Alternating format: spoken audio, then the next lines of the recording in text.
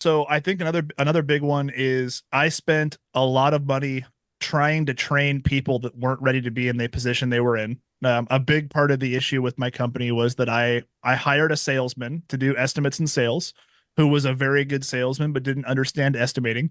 And I spent 6 months to a year trying to help them understand estimating and to do accurate takeoffs. And they never really got the hang of it 100%. They were doing pretty well. They sold a lot of work, but a lot of the work they sold came in under budget or over budget or way off track. So that was hard.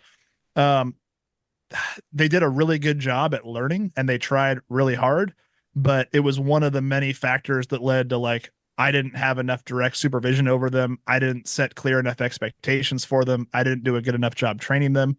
And at the end of the day, I can put zero fault on that salesman for not succeeding better in their position.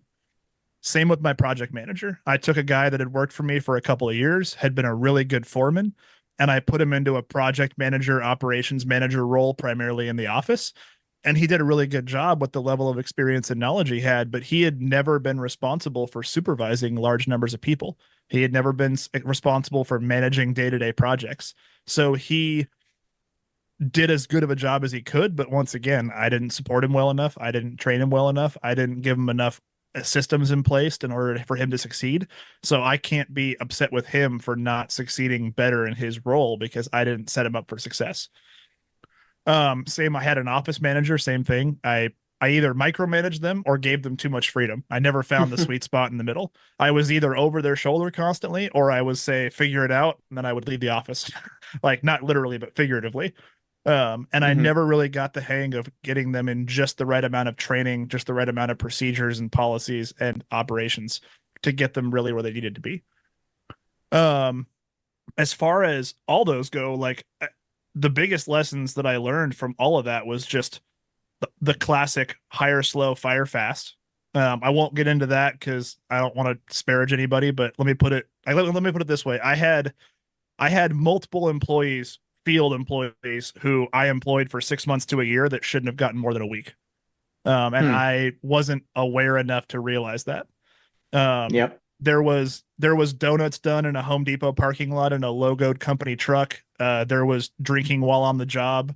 There was leaving the job for hours at a time but staying on the clock. There was many issues like that that I didn't catch because I didn't have the systems in place to review people and catch those kind of things happening.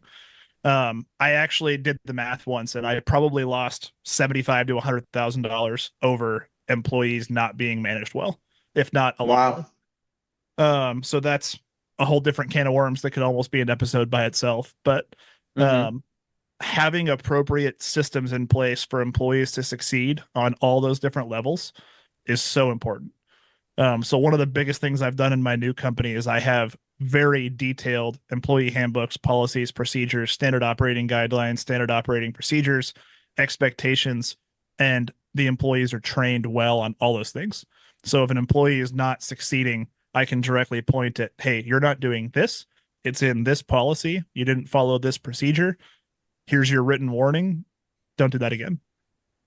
Or here's what you need to succeed because obviously I didn't give you enough information, or this wasn't communicated well enough to you, or I dropped the ball somewhere. And we can improve our efficiency in the field by making sure that people are closely managed and monitored in everything they do.